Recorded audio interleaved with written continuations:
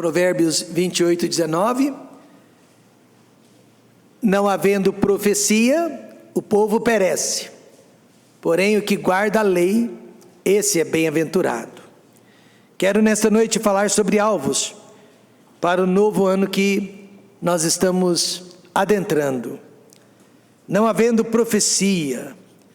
A palavra profecia, neste versículo, não estou dizendo que em todos os versículos que aparece a palavra profecia, o significado seja o mesmo. Mas neste verso em específico, a palavra profecia quer dizer visão, quer dizer luz. Poderíamos parafrasear assim o versículo: não havendo luz, o povo perece. Não havendo visão, as pessoas perecem. Mas a boa notícia é que Deus nunca, jamais nos deixou sem visão. Eu dizia para a igreja durante a pandemia, durante os lockdowns, que Deus não havia nos deixado órfãos.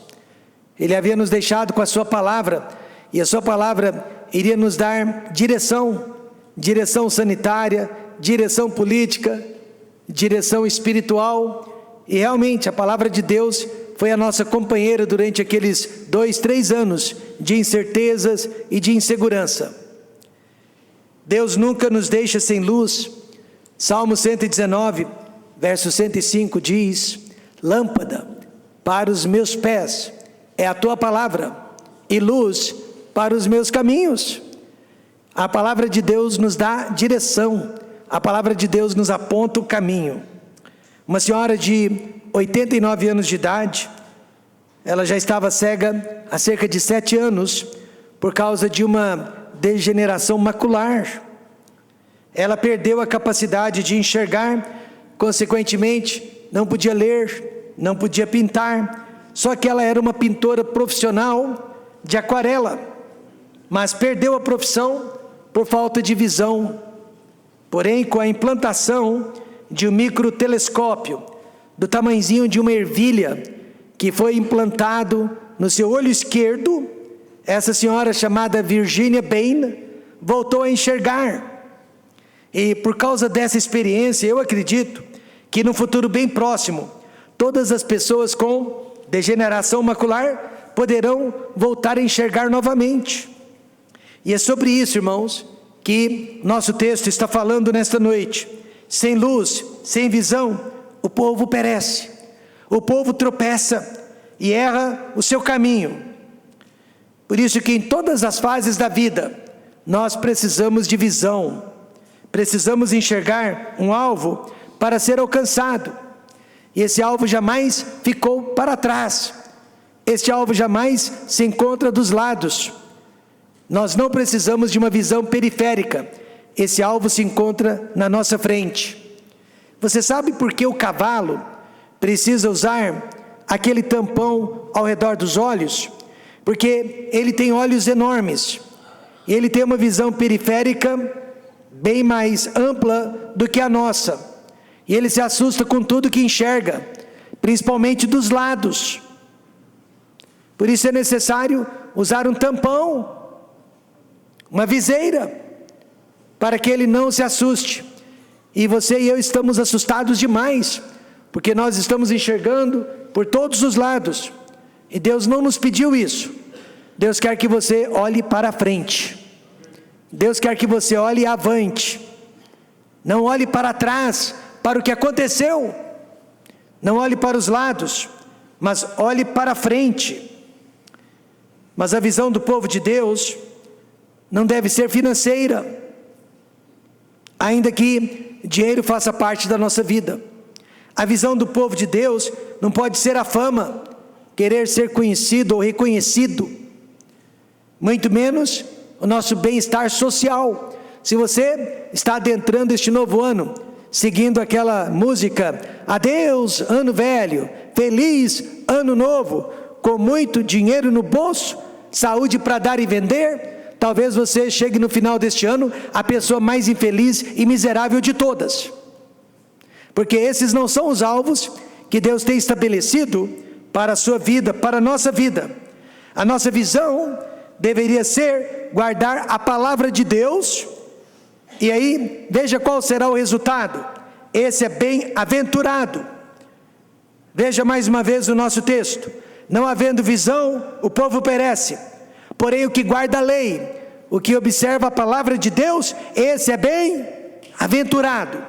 Eis aqui a receita para o novo ano cheio de bênçãos, de promessas que serão cumpridas e maravilhosas. Guarde a lei de Deus, guarde os mandamentos de Deus, observe a palavra de Deus neste ano que se inicia.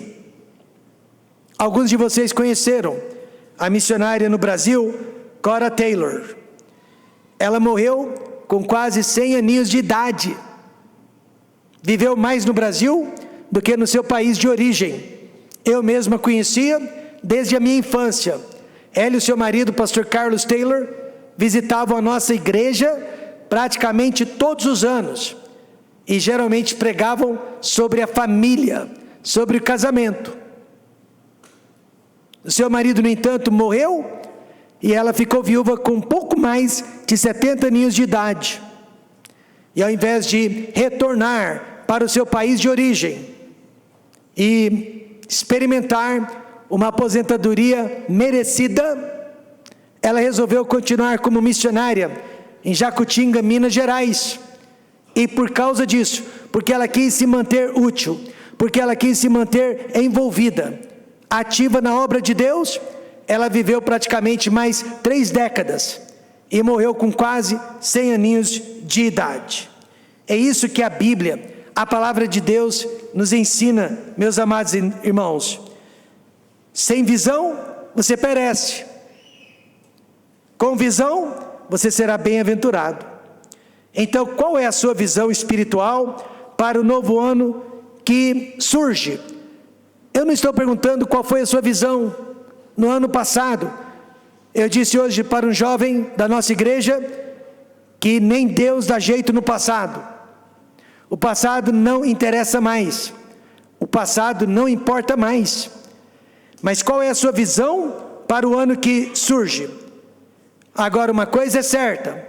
Você e eu já descobrimos que lazer, entretenimento, saúde e bens materiais não trouxeram paz, nem felicidade para a nossa família ou para o nosso pobre coração. O que você pode fazer de diferente, então, para o novo ano? A Bíblia lhe faz pelo menos 3 sugestões. Por que sugestões? Porque Deus não é um tirano que nos obriga a fazer a vontade dEle, mas Ele respeita as nossas decisões, as nossas escolhas. E eu aprendi a ser um pastor assim também, até porque eu já descobri, depois de alguns anos, que tudo que você espreme, sai por entre os dedos. Não adianta espremer pessoas. Pessoas precisam decidir por si mesmas. E a Bíblia, a palavra de Deus, respeita as suas decisões, e ela lhe dá 3 sugestões no início deste ano. Primeira, procure avançar mais no novo ano. Procure amar mais no novo ano. E procure ajudar mais no novo ano. Primeiramente, procure avançar mais. Hebreus 12, verso 1 diz: porque devemos avançar mais. Portanto, nós também, pois que estamos rodeados de uma tão grande nuvem de testemunhas, deixemos todo o embaraço e o pecado que tão de perto nos odeia, e corramos com paciência a carreira que nos está proposta. Deus já estabeleceu uma carreira para nós, um destino. Deus já nos deu uma missão, mas Ele não nos obriga a seguirmos nesta missão. Deus não nos obriga a seguirmos nesta carreira. A decisão é minha, a decisão é sua. Mas você tem que prestar atenção que no capítulo antes, Deus citou vários heróis da fé que avançaram diante de todos os problemas da vida. Eles avançaram diante de todos os obstáculos que enfrentaram. Nenhum deles ficou estacionado, parado, no mesmo lugar, e muito menos regrediu, voltou para trás na vida espiritual. Hebreus 11 é conhecido como a galeria dos heróis da fé. Agora Hebreus 12 diz que esses heróis da fé estão a nos espreitar, e eu acredito nisso. Eles estão a nos observar, e eu acredito nisso. Eu acredito que a grande nuvem de testemunhas se refere aos heróis da fé, que foram mencionados no mesmo contexto, só que no capítulo antes. Mas também todas as pessoas ao nosso redor estão formando essa tão grande nuvem de testemunhas, a nos espreitar, a nos observar. A ideia aqui, meus amados, é de uma plateia de torcedores que estão em um estádio de esporte, torcendo por seus atletas. Nós somos atletas de Jesus, e há uma torcida por detrás de nós, torcendo para que nós sejamos mais que vencedores, torcendo para que nós cheguemos à linha de chegada, torcendo por nós atletas. Isso não quer dizer que Moisés e Elias estejam observando tudo que fazemos lá do céu, que eles estejam seguindo a cada um dos nossos passos, não. Mas com certeza, eles estão lá do céu torcendo, para que como eles, nós também possamos chegar no final da nossa carreira, mais que vencedores por Jesus Cristo. E que direito tem esses heróis da fé de nos rodear o tempo todo e torcer por nossa vida espiritual? Eles têm todo o direito, irmãos, pois vejo que eles já passaram por nós e antes de nós. No capítulo 11, verso 37, eles foram apedrejados, cerrados, tentados, mortos ao fio da espada, andaram vestidos de peles de ovelhas e de cabras, desamparados, aflitos e maltratados. Só para você ter uma ideia, alguns deles eram cerrados, vivos, ao meio. Era muito comum colocá-los amarrados entre cavalos e fazer com que os cavalos corressem em direção oposta, abrindo o corpo daquelas pessoas. Era comum o Império Romano pegar esses homens e essas mulheres e simplesmente costurar a pele de uma cabra, de um bode, na pele deles, e soltá-los num deserto, escaldante, sangrando, até que eles morressem sufocados. Era comum também colocá-los vivos dentro de sacos enormes com serpentes vivas e lançá-los no fundo do mar. Eles têm todo o direito de nos observar e de torcer pela nossa vida espiritual. Recentemente, um pastor me escreveu dizendo que todos os meses, quando ele lê a minha carta de oração, ele tem a impressão que eu estou sempre em movimento. Ele tem a impressão que eu estou sempre avançando. Essa foi a expressão que ele usou. Você me parece estar sempre avançando. E eu espero que ele tenha razão, porque a vida cristã não é lugar de ficarmos parados, amém, irmãos? A vida cristã não é lugar de ficarmos estacionados. A vida cristã não é lugar de ficarmos acomodados. Deus nos chamou para avançar. Pedro, melhor dizendo, Paulo disse que nós não devemos nos desanimar, mas que nós devemos ser abundantes e constantes na obra do Senhor, sabendo que o nosso trabalho não é vão no Senhor. Eu creio que a maioria de nós já voltou atrás demais na vida cristã, já perdemos tempo demais e não podemos mais perder tempo. Então o que precisamos fazer para avançarmos. O texto diz: livrar-se dos pesos mortos e corrermos em direção ao alvo certo. Livrar-se dos pesos mortos e corrermos em direção ao alvo certo. Primeiro, livrar-se dos pesos mortos. Deixemos todo o embaraço e o pecado que tão de perto nos rodeia. No tempo de Paulo, bem como nos dias de hoje, muitos atletas treinavam com aqueles pezinhos ao redor dos pés, ao redor do calcanhar. E eles treinavam com aqueles pesos pendurados neles o tempo todo. Porém, no dia certo, no dia da corrida, retiravam aquele peso para que então pudessem correr livremente. Hoje em dia, o par de tênis precisa ser o mais leve possível, a roupa precisa ser a mais leve, tudo para que o atleta possa correr e se movimentar livremente. Então agora Deus está dizendo: livre-se também de tudo que estiver pesando na sua vida e o impedindo de correr e de servir a Deus livremente.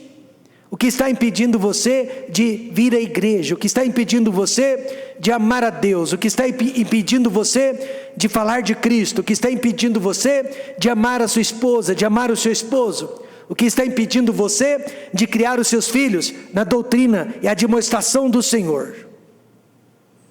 O que impediu o nosso progresso espiritual nesse último ano? Primeiro foram os embaraços. Está aí no verso 1. Embaraço é tudo aquilo que estorva os nossos movimentos e atrapalha o nosso andar com Jesus. Olha, irmãos, não se trata exatamente de um pecado, mas de uma grande distração. São atividades, são circunstâncias que estão realmente tirando os nossos olhos de Deus, nos desanimando sobre a obra de Deus. Lembro-me de um senhor feliz da vida, porque finalmente, depois de muitos anos, ele conseguiu adquirir uma chácara, para que ele pudesse visitar nos finais de semana. Consequentemente, por causa daquela chácara, ele deixou de frequentar a casa de Deus. A igreja não existia mais para ele. Agora ele vivia para a chácara, pela chácara. Pior ainda, deixou de ter comunhão com a família, passar tempo com os filhos, porque ele trocou a comunhão com a família pela chácara. Consequentemente, se perdeu. Hoje nós nem sabemos onde ele se encontra, onde a sua família se encontra. O apóstolo Paulo disse, irmãos, em 1 Coríntios 9:25, e todo aquele que luta, de tudo se abstém. De tudo. Livre-se de tudo. Eles o fazem para alcançar uma coroa corruptível. Nós, porém, uma incorruptível. Ou seja, todo o embaraço do qual nós estamos nos desfazendo agora, não é para agradar a este mundo, mas é para agradar o mundo vindouro. Embaraços não são necessariamente pecados, mas podem levar-nos ao pecado. Muitas famílias já foram vítimas do divórcio e até do suicídio, porque não se livraram a tempo de certos embaraços. E alguns embaraços hoje em dia são trabalho e estudo nos finais de semana, passeios todo final de semana, amizades do mundo mais importantes que os irmãos em Cristo, esportes e lazer mais importantes que o nosso tempo com Deus. É impossível correr livremente com todos esses pesos, com todos esses embaraços. É impossível correr livremente com uma pedra no sapato, seja uma pedrinha, seja uma pedrona. Nós temos que parar em algum momento e tirar aquela pedra de dentro do nosso sapato. E além dos embaraços, os pecados também. O pecado que tão de perto nos rodeia também. Irmãos e irmãs, o pecado está sempre perto de cada um de nós. Está apenas a 1 segundo de nós. Está apenas a 1 milímetro de nós. Está apenas a 1 passo de nós. E está apenas a 1 pensamento de nós. Por isso que de tudo que existe no mundo, só o pecado é capaz de nos separar de Deus. Isaías 59, 2 diz: mas as vossas iniquidades fazem separação entre vós e o vosso Deus, e os vossos pecados encobrem o seu rosto de vós, para que não vos ouça. Ao visitar um irmão afastado da igreja, acreditem ou não, visitamos, eu perguntei se a culpa era nossa. Por que não? Será que nós o decepcionamos, falhamos de alguma maneira? Porque nós erramos, nós saímos da doutrina? Ele respondeu: não, pastor, a culpa não é de nenhum de vocês. E então, com toda humildade, ele disse: pastor, a verdade é que eu estou vivendo em pecado, e eu não queria que vocês jamais descobrissem. Realmente, o pecado rouba o nosso interesse pela igreja. O pecado tira de nós o desejo de orar. Talvez você até consiga ler a Bíblia em pecado, mas é difícil orar em pecado. O pecado rouba de nós o interesse pelas coisas de Deus, tira o nosso interesse pela salvação de almas e pelo bem-estar de outras pessoas. Alguns pecados hoje em dia seriam estes: amargura e orgulho. Os dois andam de mãos dadas.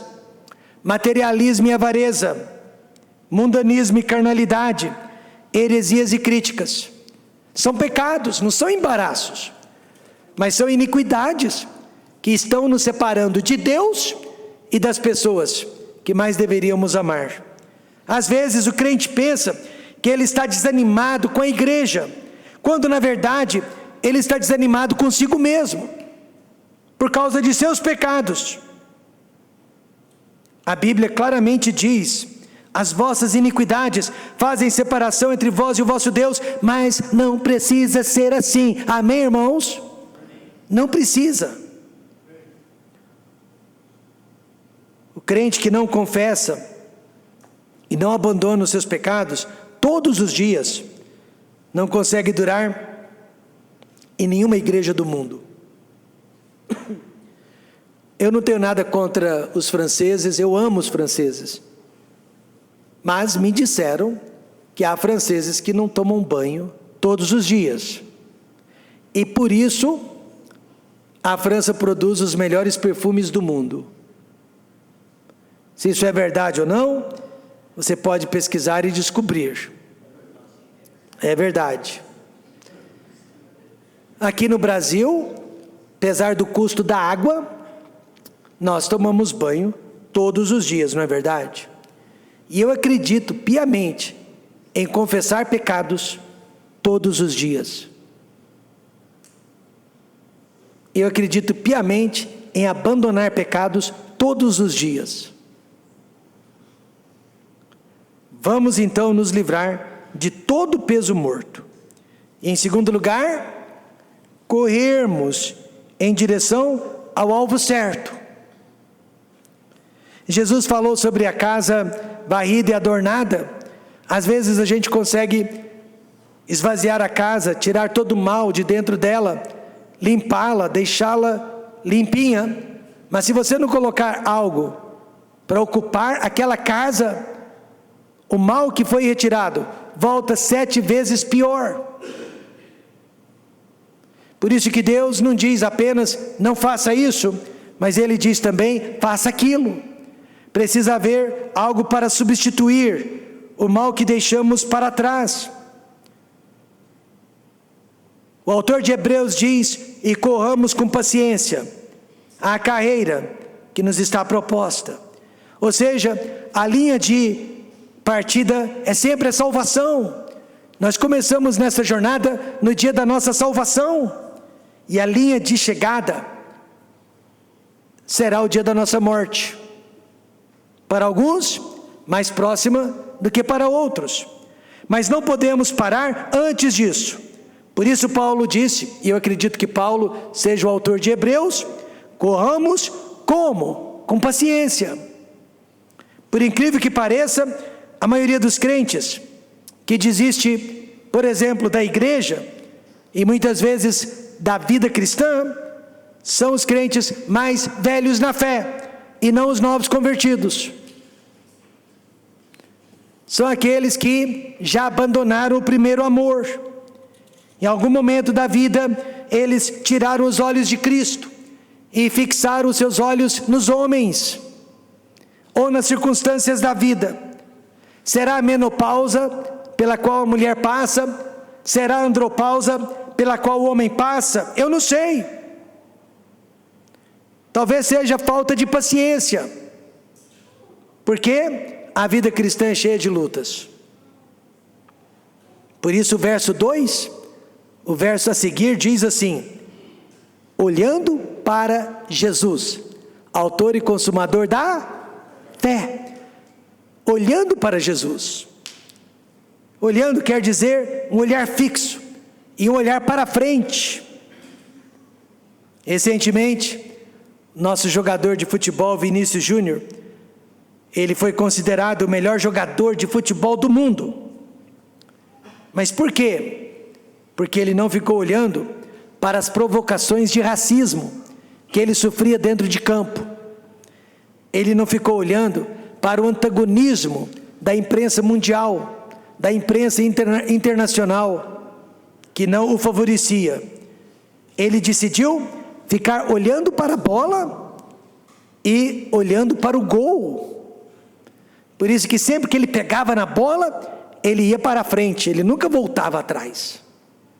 Ele tinha um alvo, e o alvo estava na frente. Ele não ficava jogando para os lados, só para a frente. E assim também, eu creio que neste ano que passou, nós regredimos neste mundo. Até parecia que nós íamos cair. Mas o segredo, neste ano que se inicia, é olhar para a frente. Não olhe nem mesmo para as quedas que sofremos no ano passado. A partir de agora, olhe para a frente. Pare de olhar para os lados. Pare de olhar para trás. Do lado ficam os homens, mas na frente vai Jesus. Avançar então significa se desprender dos embaraços e dos pecados que tão de perto nos odeiam e corrermos em direção a Jesus Cristo. Nem sei se eu deveria usar essa ilustração aqui, mas ela é tão prática. Você se lembra, anos atrás, o atacante de futebol, ele é pago para fazer gols. Ele é jogador de área. Ele deveria ser o artilheiro do time. Mas ele passa ali 2, 3, 4 semanas, às vezes até meses, sem fazer um golzinho sequer. E finalmente, quando ele faz um gol, ele faz esse gesto. O que ele quis dizer com isso? Ele está se lavando, ele está se purificando do olho gordo que estava impedindo o seu sucesso. Isso é místico, né? Isso é superstição, e nós não somos supersticiosos. Mas irmãos, é exatamente isso que Paulo está dizendo para você fazer. Se livre do peso morto, se livre do pecado. Amém, irmãos? E neste ano vamos correr mais livremente em direção a Jesus Cristo. Sabe o que ele disse? Vinde a mim, todos os que estáis cansados e oprimidos, e eu vos aliviarei. E eu acredito nisso. Não desista, tenha paciência, até porque a luta já está para acabar. A luta já está para acabar. E agora, em segundo lugar, além de avançar mais, sabe o que mais? Procure amar mais. Não é fácil não, né? Amar este pastor mais, amar uns aos outros mais ainda não é fácil. Mas veja o que Pedro nos ensina: purificando as vossas almas pelo Espírito na obediência à verdade. Quantos acreditam que nós estamos ouvindo a verdade nesta noite? Para o quê? Para o amor fraternal não fingido. Amai-vos ardentemente uns aos outros com coração puro. Meus irmãos, Pedro, ele não era um hippie, rebelde, anarquista, mas ele ensinava assim, amor e paz. Ele ensinava amor e paz, em meio à perseguição do Império Romano. Nero tinha acabado de acusar os cristãos de terem incendiado a cidade de Roma. Pedro disse para aquela igreja: vocês só têm duas opções neste mundo: um coração puro e amor excessivo uns pelos outros. Amor excessivo, Pedro? Sim, uns pelos outros. Primeiro, coração puro, purificando as vossas almas pelo Espírito na obediência à verdade. Coração puro, alma purificada, é aquela pessoa que perdoa facilmente, é aquela pessoa que não guarda mágoas, é aquela pessoa que esquece a ofensa, exatamente como a Bíblia nos ensina. O mundo em que vivemos não é diferente do mundo em que Pedro viveu, irmãos. Existe muito ódio, violência, maledicência por todos os lados. Portanto, a igreja precisa ou precisaria ser um lugar de refúgio. Mas não.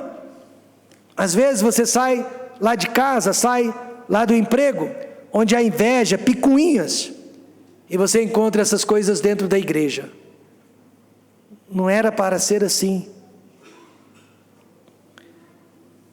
Um casal procurando por uma boa igreja batista para frequentar na nova cidade para onde eles foram, me perguntou o que eles deveriam estar observando. Eu expliquei para eles que todas as igrejas batistas tradicionais são bem parecidas doutrinariamente. Pode ir, não é, irmão Walter? Toda a igreja batista tradicional é parecida doutrinariamente.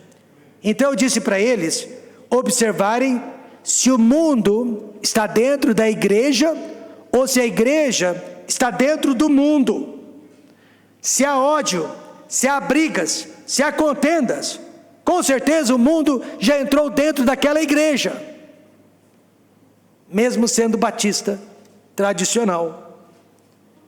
É impossível amar com o coração pesado. É impossível amar com o coração cheio de decepções, de amargura.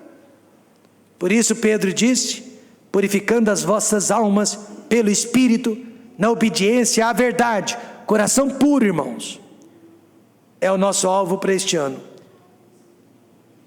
Um coração limpo também vai nos levar a um amor excessivo. Lembro-me de um pastor que chorava à toa, não por si, mas pelos outros. Ele não podia ver ninguém sofrendo, ele não podia ver ninguém sentindo dor, passando por aflições. Ele chorava. Ele ia pregar, ele passava a maior parte do tempo chorando do que pregando. E as lágrimas daquele pastor eram tantas que já estavam causando distração no ministério. Então ele orou a Deus: Senhor, tira as lágrimas. Tira as lágrimas. E não é que Deus tirou? E aí ele começou a pregar mecanicamente, sem emoção, sem sentimentos. Aí ele voltou para o quarto e disse: Senhor, me devolva as lágrimas. Me devolva as lágrimas. É exatamente isso que Pedro está dizendo. Vamos amar? Então, amor excessivo. Veja o verso 22. Para o amor fraternal não fingido, amai-vos ardentemente uns aos outros com o coração puro. E ardentemente é um advérbio de intensidade, que está qualificando o verbo amar. Amar como? Ardentemente. Por quê? Porque podemos amar pouco, mais ou menos, ou não amar nada. Mas o Espírito Santo aqui, através de Pedro, disse como deve ser o nosso amor fraternal ardente.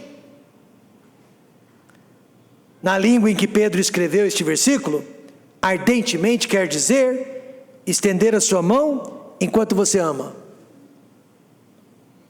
Certo pastor veterano, ele disse para um jovem que estava entrando no ministério, um recém-formado, ele disse: nunca se envolva emocionalmente com os membros de sua igreja, para que você não leve para dentro de sua casa os problemas daquelas pessoas. Eu sei que é exatamente isso que o estudante de medicina aprende na faculdade e aprende na residência.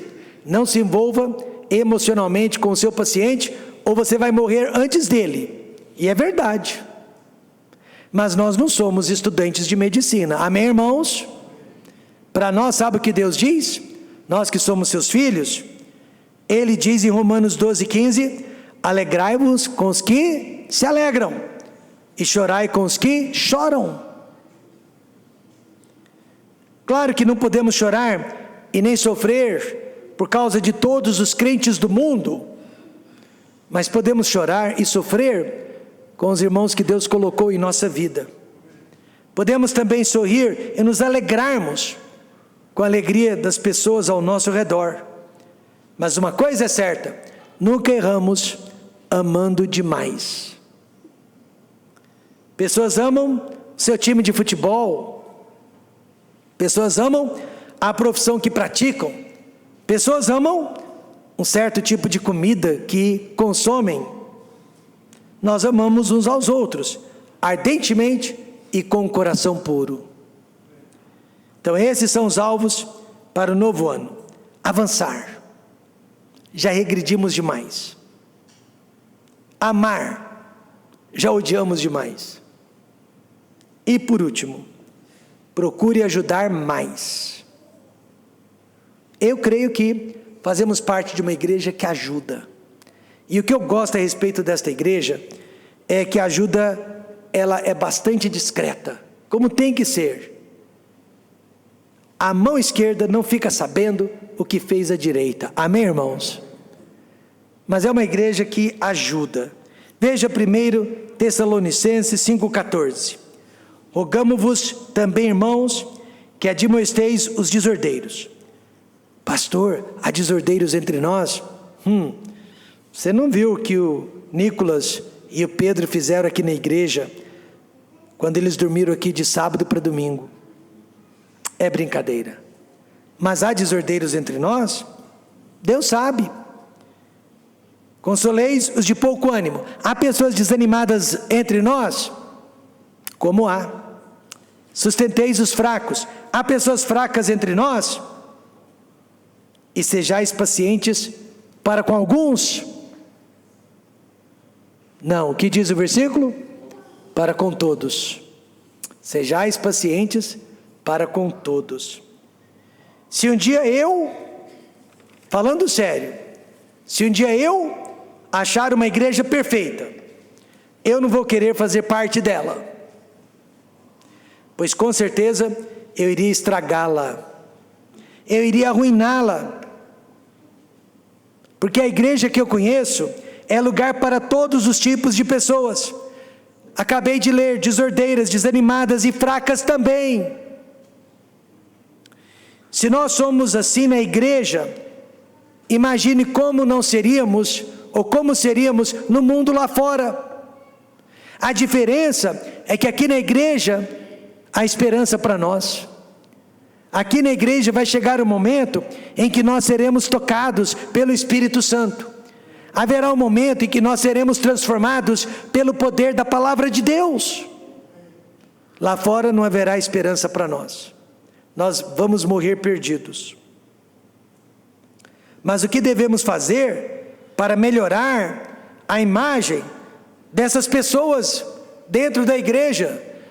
As desordeiras, as fracas, As desanimadas, acabamos de ver, precisamos admoestá-las, precisamos consolá-las, precisamos sustentá-las, e olha o que mais, tolerá-las.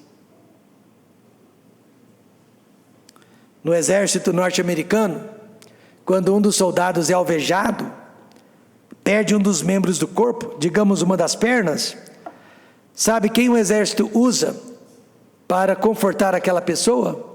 Um outro soldado que passou pela mesma experiência. Não adianta um soldado com 2 pernas, saudável, tentar consolá-lo. Mas se outro que perdeu a perna do mesmo jeito, for se encontrar com ele, para consolá-lo, para confortá-lo, dá certo. Porque passou pelo mesmo sofrimento. O que isso quer dizer, gente? Eu posso nunca ter cometido adultério, mas eu posso ajudar o adúltero. Eu posso nunca ter matado, mas eu posso ajudar o assassino arrependido. Sabe por quê? Porque todos pecaram e destituídos estão da glória de Deus. Sabe por quê? Aquele que dentre vós está sem pecado, seja o primeiro que atire pedra contra ela. Ou seja, nós podemos ajudar todo e qualquer tipo de pessoa aqui nesta noite. Todos nós somos vítimas de guerra, irmãos. Todos nós aqui temos um passado. Talvez até um presente que nos condene. E é por isso que podemos ajudar uns aos outros. No decorrer da história, 2000 anos de história, a igreja, inadvertidamente, assumiu o papel de juiz e promotor de justiça na vida das pessoas. Mas a igreja que eu conheço, dentro do Novo Testamento, não é juiz, não é promotor de acusação, é lugar de perdão, restauração e salvação, e jamais de condenação. O único juiz que existe é Jesus Cristo. Quais foram os alvos, então, no ano que se passou? Eu fui o meu alvo. Era o que eu queria, o que eu sentia, o que eu pensava. Talvez a minha família tenha sido o meu alvo. Vou priorizá-la acima de tudo e de todos. Trabalho, lazer, esses foram os meus alvos. Tudo bem. E agora, quais serão os alvos para o ano que está surgindo? Acabamos de ver. Avançar na vida cristã. Avançar na vida cristã. Amar ardentemente meus irmãos em Cristo. E olha a boa notícia. Se eu conseguir amar ardentemente meus irmãos em Cristo, que dirá o amor que eu vou ter pela minha esposa e pelas minhas filhas. E ajudar as pessoas necessitadas. Nem todos precisam de ajuda, mas quem precisa há de ser ajudado. Pastor, está certo, mas o que eu vou ganhar com isso? Boa pergunta. O que você vai ganhar com isso? Vamos todos ler juntos? Hebreus 6:10. O que nós vamos ganhar com isso? Prontos? Porque Deus não é injusto para se esquecer da vossa obra e do trabalho e do amor que para com o seu nome mostrastes, enquanto servistes aos santos e ainda servis. Deus não é injusto. E se você fizer tudo isso para Ele e não para outros, você será devidamente recompensado. E você vai chegar no próximo ano mais vitorioso do que você imagina. Isso serve para as crianças, jovens e principalmente adultos. Quais são os seus alvos para este próximo ano? Feche os seus olhos.